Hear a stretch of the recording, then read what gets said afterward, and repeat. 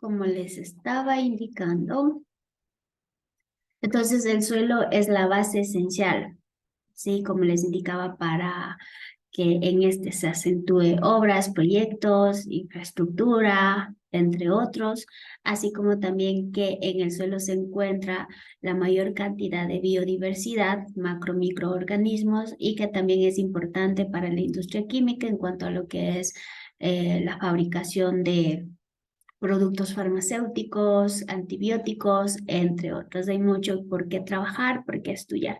Por otra parte, el suelo es muy importante porque también esta funciona como sumidero de carbono. El suelo es como un baúl que va guardando la cantidad inmensa de carbono y que al día de hoy, de acuerdo a la contaminación y degradación, ya no está cumpliendo esta función de ser un sumidero de carbono, es decir, actuar como un baúl que sella todo lo que es la parte del carbono. Entonces ahora totalmente se está liberando porque ya el suelo está degradado y no está cumpliendo con su función esencial. Por otro lado, también el suelo es una parte esencial porque garantiza la supervivencia y la existencia de diferentes organismos, especies vivos, y a su vez también la especialización de estos y la supervivencia de estos. Más allá de todo eso, también de la supervivencia del hombre, es decir, nosotros. Bien, entonces todas estas funciones cumple. Aparte de eso, algo que me estoy olvidando y es algo que siempre quiero recalcar, el suelo es tan importante porque aparte de eso, todo depende del suelo. Es decir, hablamos tanto del agua, decimos la calidad del agua, que la calidad de agua, que es importante para esto, pero en realidad, ¿de dónde viene la calidad de agua? ¿De dónde procede? ¿Quién hace que el agua sea de calidad? Pues bueno, el suelo, porque el suelo está funcionando como un filtro de calidad de agua, ¿sí? El suelo filtra todos los contaminantes y hace que el agua lluvia o cualquier tipo de agua sea de calidad, porque actúa como una esponja. Entonces, como bien sabemos, si hablamos de un suelo degradado, un suelo contaminado, significa que lógicamente no está cumpliendo su función de filtro, por tanto, hablamos de una mala calidad de agua. Es decir, hablamos de contaminación de agua, aguas subterráneas contaminadas, entre otras. Entonces, la base esencial, ¿dónde es para obtener o tener una calidad de agua? Pues el suelo. El suelo es la base esencial de la calidad del agua. El suelo es la base esencial de todo tipo de existencia de vegetación, organismos vivos. El suelo es la base esencial de la alimentación. Entonces, el suelo es todo. ¿Y cómo es que llegamos a esto? Porque si bien es cierto, lógicamente recién en el año 2015 empezamos a descubrir que el suelo es muy importante. Y lógicamente, ¿quién demuestra que el suelo es muy importante por las diversas funciones que les acabo de mencionar y que faltan otras por mencionar que no recuerdo bien, pero las más esenciales las he indicado? El suelo es tan importante que, como digo, es necesario conservarla. Y en el año 2015, en diciembre del año 2015, como ven ahí, el diciembre del año 2015, el 5 de diciembre, es que recién del año 2015 se sabe de la importancia de cuidar, conservar el suelo. A partir de ahí, dada la importancia y realzado por la FAO, empiezan muchas investigaciones que al día de hoy, en comparación, como les decía, con las demás o con los demás recursos, todavía no es tan importante, digamos, pero la FAO hace sus esfuerzos.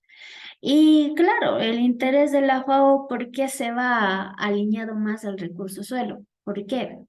Porque si bien es cierto, la FAO tiene un objetivo, y el objetivo es garantizar la seguridad alimentaria en la población o en las personas. En este caso, ellos fácilmente, inicialmente, si volvemos retóricamente al pasado de la FAO, cómo trabajaba, era simplemente buscar que todos tengan alimento en casa, independientemente si es de calidad o no es de calidad. Pero con el índice de desnutrición que se viene dando y que se ha dado, como que digamos, buscaron la forma de solucionar el problema de raíz. Y ese problema se encontraba en el suelo. Entonces dijeron, ¿por qué tenemos altos niveles de desnutrición en todos? ¿Por qué la distribución de alimentos no está llegando? ¿Por qué necesariamente necesitamos que la distribución sea equitativa? Por qué no existe el suelo? ¿O es que acaso el suelo está distribuida de forma desigual? Todas esas preguntas tuvieron que responderse. Entonces, a raíz de todo esto, han visto que la distribución del suelo es desequilibrado y por otro lado que hay algunos que sí tienen suelo pero no la están usando y hay algunos que sí la están usando pero de una forma totalmente mal, es decir, con componentes o con prácticas insostenibles, en otras palabras.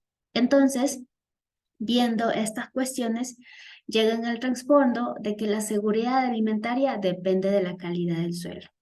Porque si tenemos una buena calidad del suelo, significa que vamos a tener cantidad, calidad de alimentos.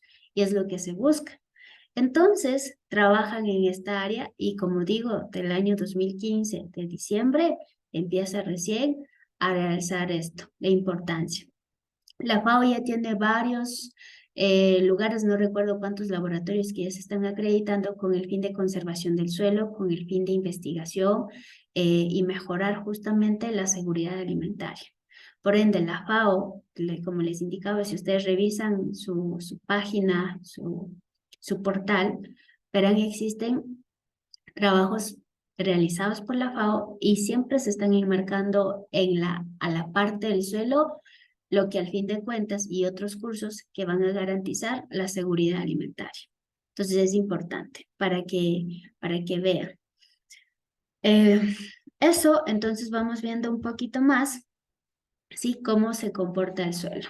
Bien, miren, lo que les indicaba, a ver, producción de alimentos, calidad, purificación del agua, regulación climática, hablando de lo que es el dióxido de carbono, y bueno, todas estas acciones benéficas que tiene el suelo, pues ha sido alterada y ustedes pueden ver en en esta investigación, en este contenido, informe que justamente ha publicado la FAO. De hecho, hay cosas muy interesantes en relación solo al suelo y que ustedes pueden leer, ¿sí?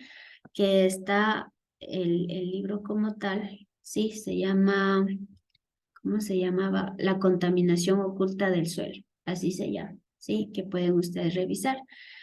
Y bueno, dice, ¿cómo nosotros podemos prevenir y remediar un suelo compactado? La compactación es una de las formas de degradación del suelo y a la larga hablaremos de contaminación también. Pero empecemos por la compactación. Compactación, que parece que es algo insignificante, tiene mucho que ver y es muy significativo el impacto que genera en el suelo y en la parte ambiental directamente hablando. Pues bueno, eso es lo que comúnmente inclusive nosotros lo hacemos para aquellos que vivimos en el campo y a veces nos dedicamos a actividades agrícolas, pero en realidad hacemos malas prácticas agrícolas sin saber el impacto que estamos generando. Pues bueno, cuando hablamos de compactación, ¿o qué es compactación, mejor dicho? Compactación quiere decir totalmente que es la masificación del suelo.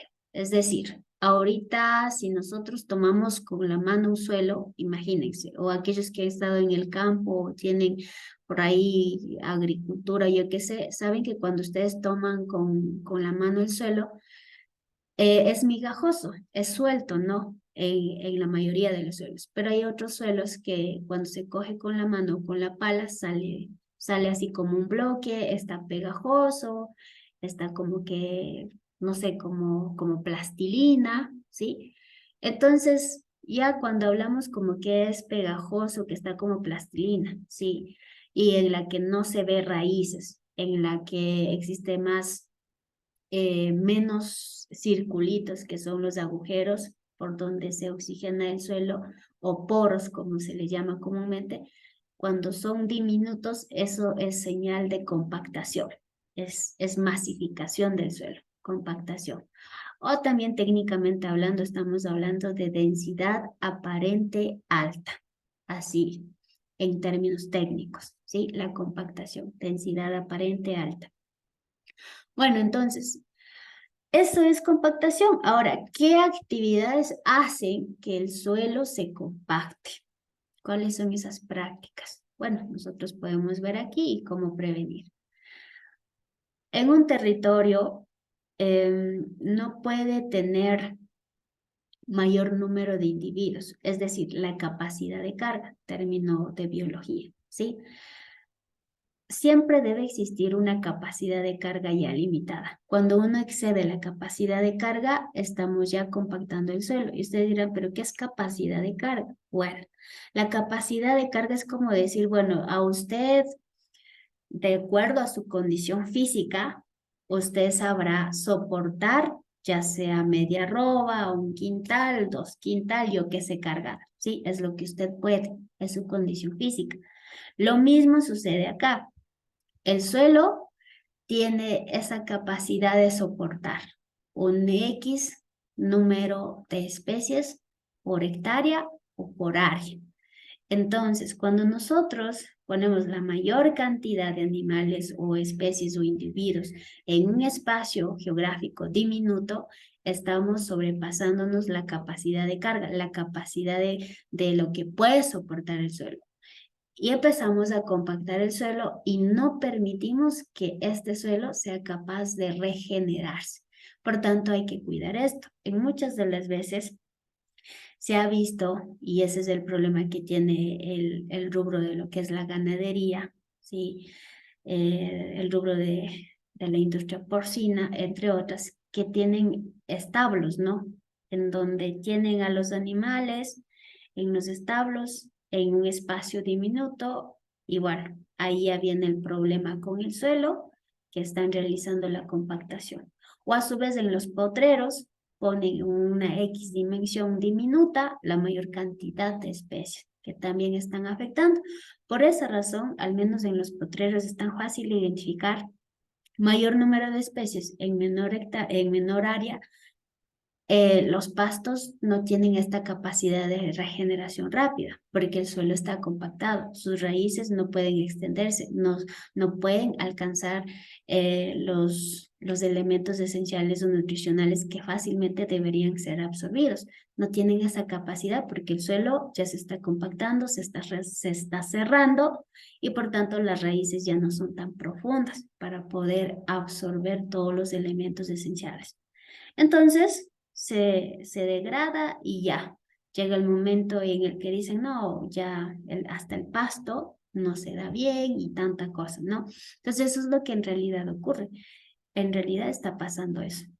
Ahora, ¿qué es lo que nosotros debemos hacer? Es evitar, lógicamente, sobrepasarnos la capacidad de carga del suelo y para evitar eso significa que debemos tener rotación en las áreas o en los pastorales o en estas fincas que tengamos, digamos, hacer rotación, ¿sí? Como vemos en la imagen, nos toca hacer rotación y reducir el número de individuos por área. Hay que reducir y de esta forma damos esta agilidad a que el suelo sea capaz de regenerarse, sea capaz de reponerse y seguir su ciclo normal, funcionando normalmente.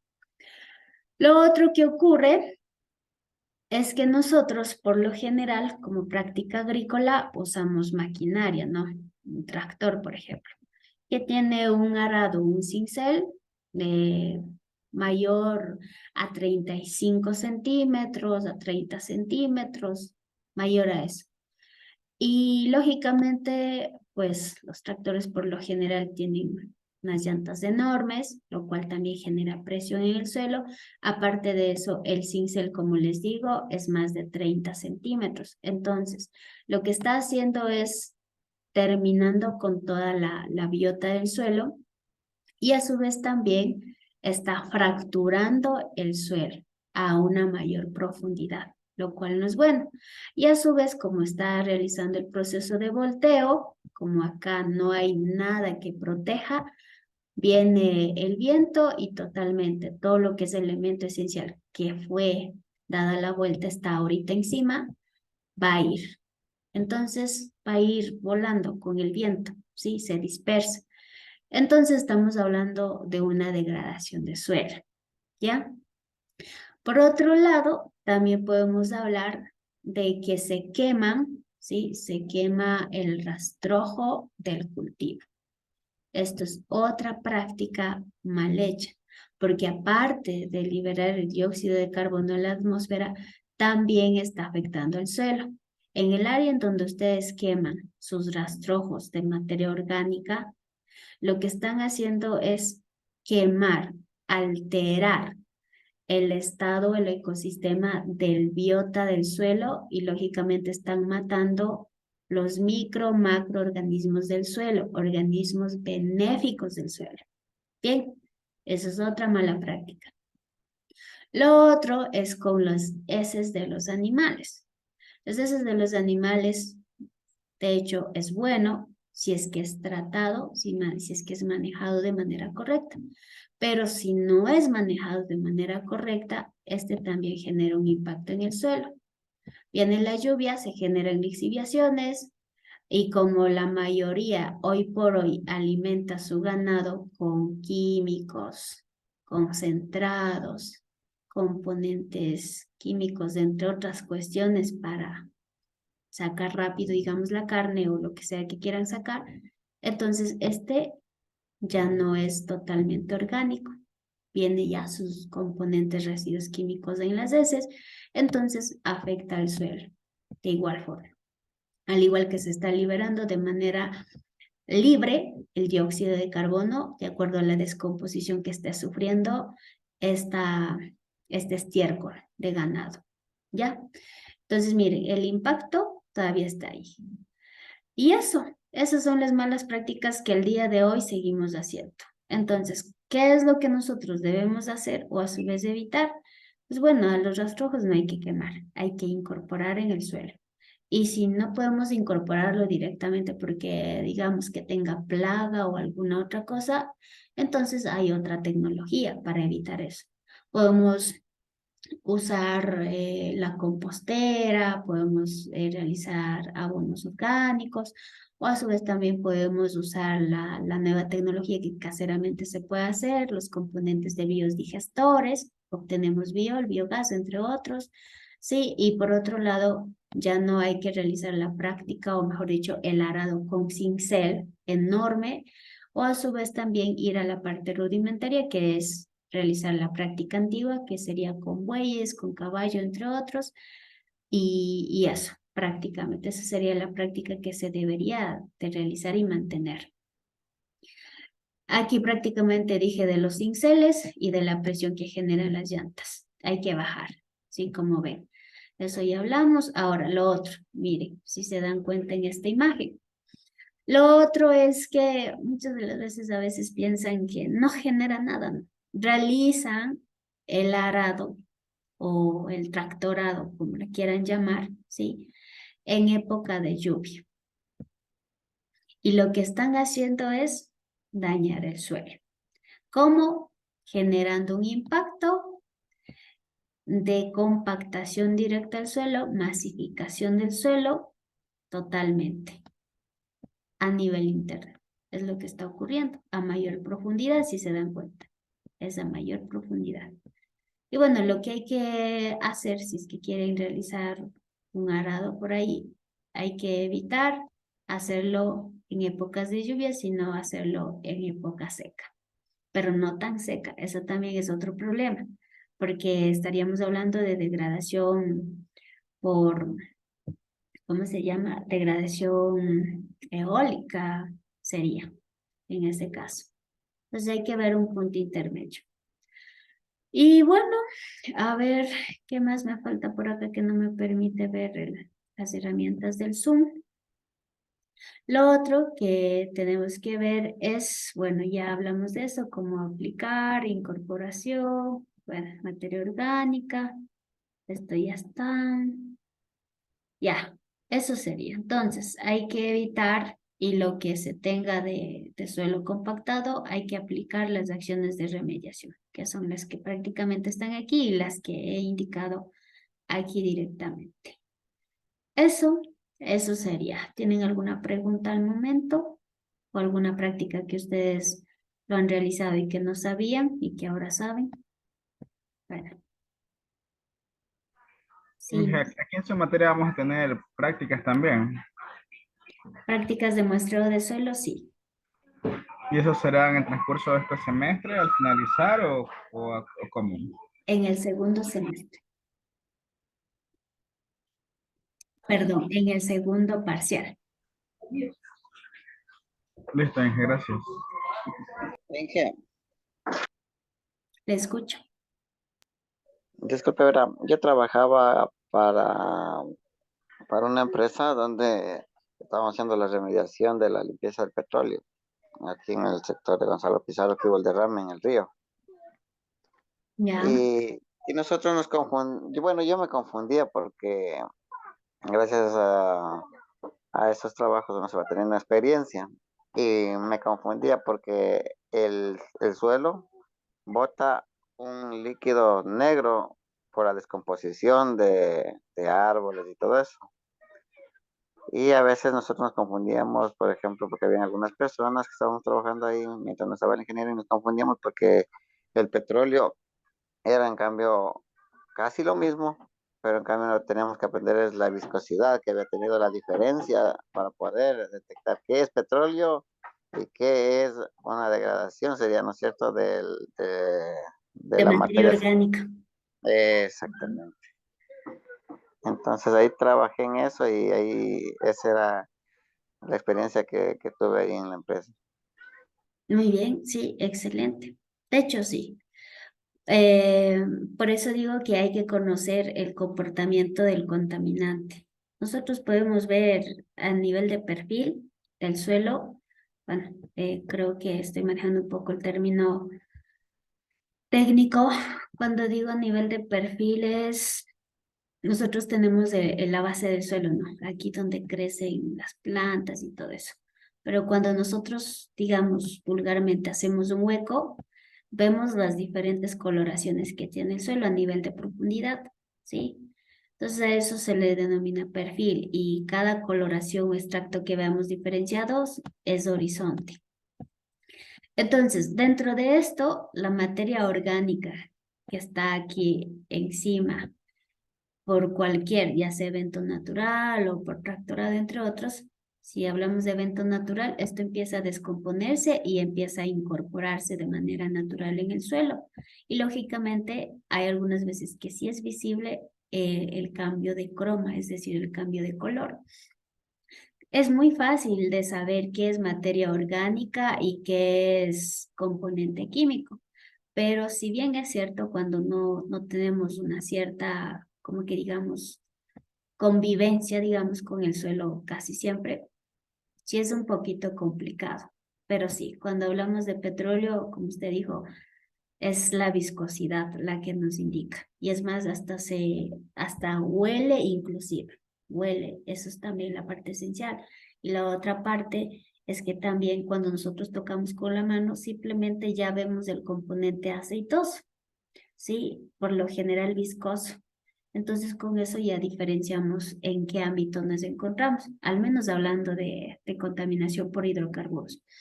Si hablamos de contaminación por químicos, eso es otro, y eso es un poquito más complicado de saber, por ejemplo, hablando de plaguicidas, digamos. Para eso ya hacemos un análisis ya de suelo, porque no es fácil, porque eso ya totalmente se adecua al suelo mismo, entonces no es fácil de identificar. Lo que sí podemos hacer ahí es delimitar el área como es contaminado, eso sí, conociendo claro el antecedente del suelo. Le escucho yo. Sí, sí, yo tengo una pequeña pregunta. Es una duda que tengo. Pero lo que pasa es que cuando el suelo se contamina de químicos, normalmente cuánto uno debe esperar, más o menos, para que el suelo vuelva a regenerarse. No le escuché bien. Algo dijo antes del suelo de regeneración. ¿Habló del tiempo o algo? Sí, cuando se contamina el suelo con químicos, cuando se utiliza exceso de químicos en un suelo, ¿cuánto más o menos se demora o se debe esperar para que el suelo vuelva a regenerar? Muy bien, buena pregunta. Pero cuando nosotros hablamos del abuso de aplicación de pesticidas, entre otros componentes químicos tóxicos del suelo, el tiempo para indicarnos que el suelo se ha degradado y que está contaminado va a depender de cuánto le aplique. Por ejemplo, yo voy a dar una experiencia en un tipo de cultivo, porque no en todos los cultivos se comporta de la misma forma, porque es diferente las aplicaciones y las concentraciones que están dando, pero sí en un X tipo de cultivo puedo dar la referencia, lo que nos ocurrió a nosotros. Nosotros en un tiempo cultivábamos fresas. Sí, yo voy a decir que cuando nosotros empezamos, hasta cuando nos pasó y que supimos que el suelo estaba totalmente contaminado y se había intoxicado y todo lo demás, para que se demuestre todo eso, habían pasado entre 10 y 15 años. En ese lapso de tiempo se puede verificar en la magnitud de contaminación del suelo por exceso y abuso de componentes químicos, pesticidas, entre otros. Sin embargo, hicimos recientemente un estudio con las chicas en una plantación de cacao, me parece que era, y que este señor venía trabajando ya 20 años. Pero en este no encontramos componentes de pesticidas que sobrepasen los límites permisibles. Están todavía dentro de los límites permisibles. Entonces, por eso digo, va a depender de en qué magnitud el agricultor esté usando las dosificaciones, porque hay unos que abusan inclusive de las dosificaciones. ¿Por qué digo esto? Si bien es cierto, los productos químicos ya vienen indicando las dosificaciones. Por cada litro de agua, cuántos ml o gramos de producto X vas a estar aplicando a la planta, ¿no? Pero hay veces que nosotros pensamos que porque vamos a aplicar más gramos, más litros de químico al agua, que vamos a tener resultados más eficientes en el producto, es decir, en el cultivo. Entonces abusamos creyendo de esa forma, no tenemos esa tonta noción, pensando lo que les digo, pensando que vamos a tener un mejor rendimiento, mejores resultados, pero en realidad no. Lo que estamos haciendo es intoxicarle al suelo, intoxicar a la planta. ¿Y por qué? Porque básicamente el químico viene con esa dosificación porque sabe, de acuerdo a los análisis realizados, hasta qué punto va a generar un buen rendimiento. Por eso vienen las dosificaciones. Porque si dijera, auméntele más gramos porque va a producir más, entonces no vendría una dosificación. Entonces ya existe una dosificación y esa dosificación también viene porque mira el impacto al recurso suelo que va a dar. Con mayor cantidad el impacto ya se va a empezar a ver.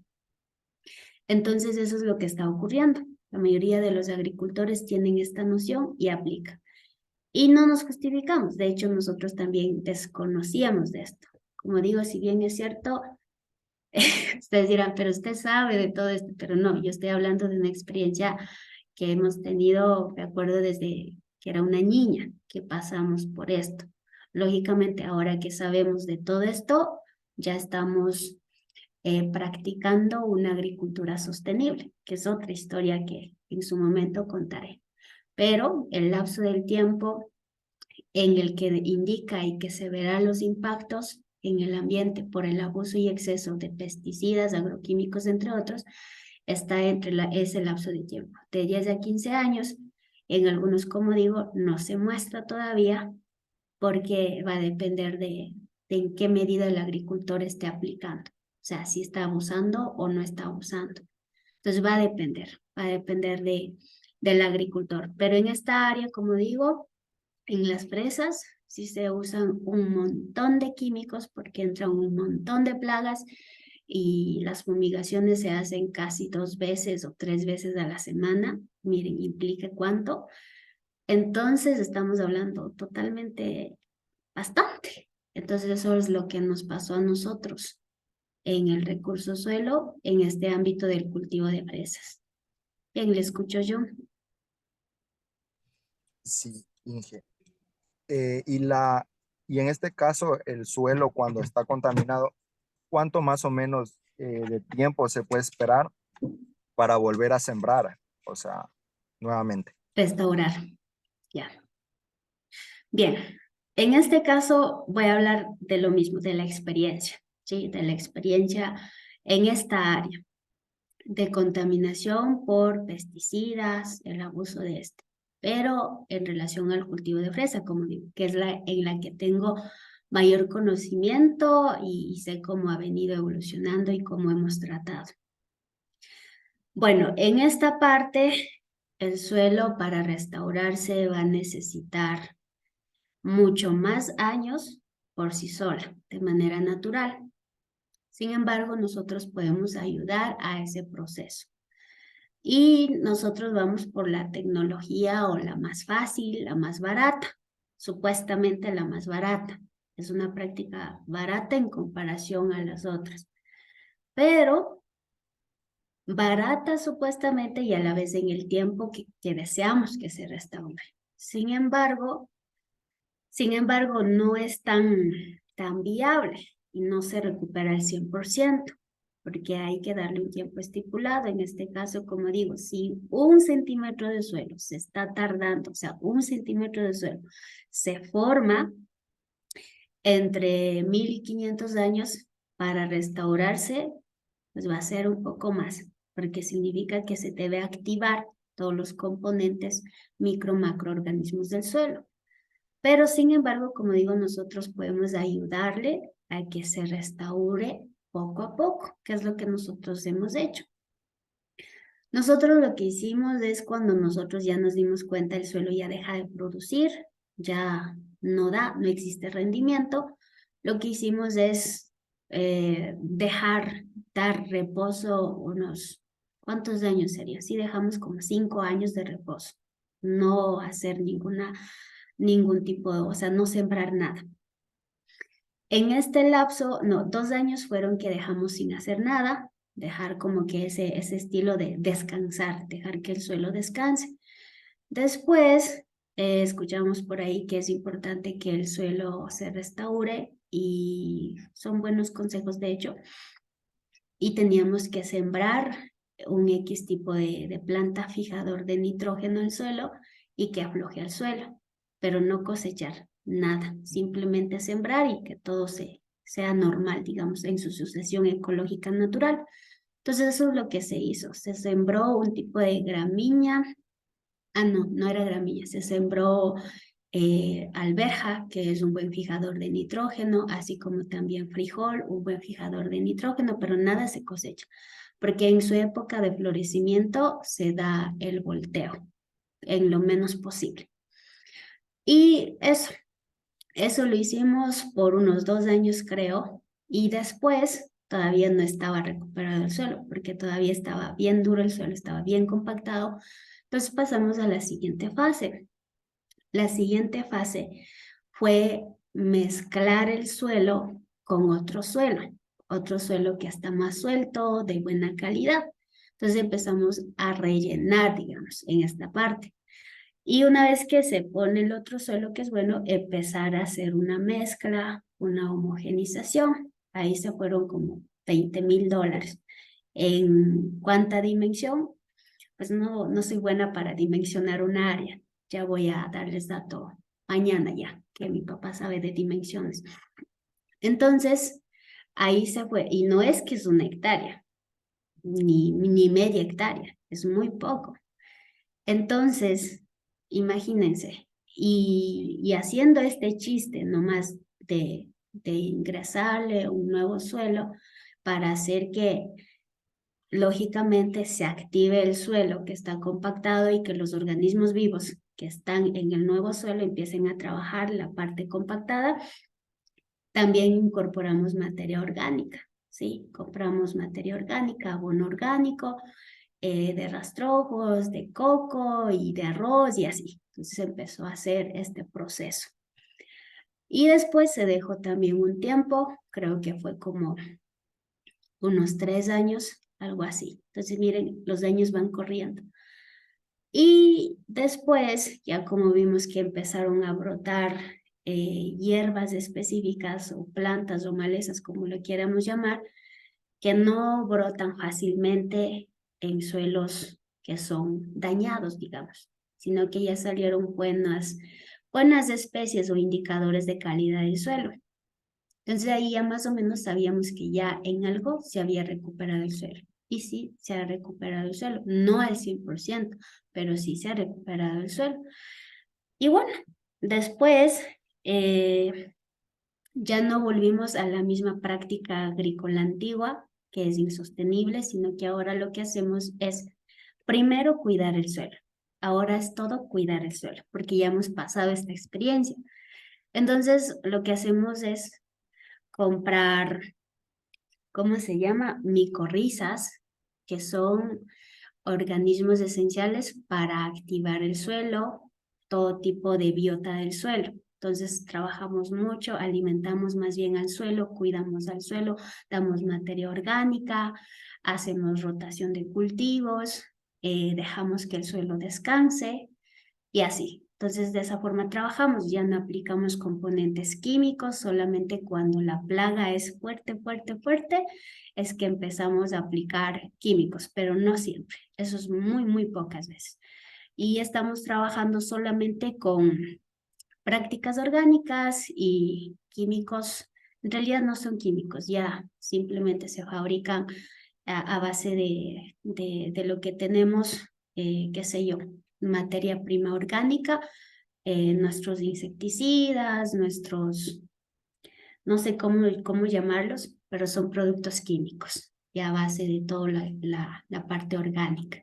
Entonces son productos químicos orgánicos y trabajamos con eso. Y ya no nos dedicamos a fresas, sino que cambiamos a otro tipo de producción de cultivo. Entonces ya manejamos y venimos manejando así. Eso les puedo decir desde la experiencia. Entonces, restaurar un suelo es de tiempo, es plata y, y hay que seguir cuidando el suelo. Como digo, el día de hoy estamos trabajando en ese suelo, pero tenemos mucho cuidado, no solamente con ese suelo, sino con todos los suelos, porque como digo, de la experiencia se aprende y se aplica las nuevas prácticas. Y eso es lo que quiero que aprendan, por eso les indicaba que tomen el curso de la FAO de las prácticas de conservación del suelo, porque son esenciales. Bien, eso sería. No sé si tiene alguna otra pregunta. Sí, por ejemplo, también yo he escuchado también que en las fincas, por ejemplo, es muy bueno también para ayudarle a la tierra a que no se degrade tan rápido y no se pueda usar tanto químico. Es que cuando usted va a cosechar los frutos caídos, no los recoja. Entonces, esos frutos caídos son los que también le ayudan a alimentarse a la tierra. Bien, depende. Si es que el fruto tiene alguna enfermedad,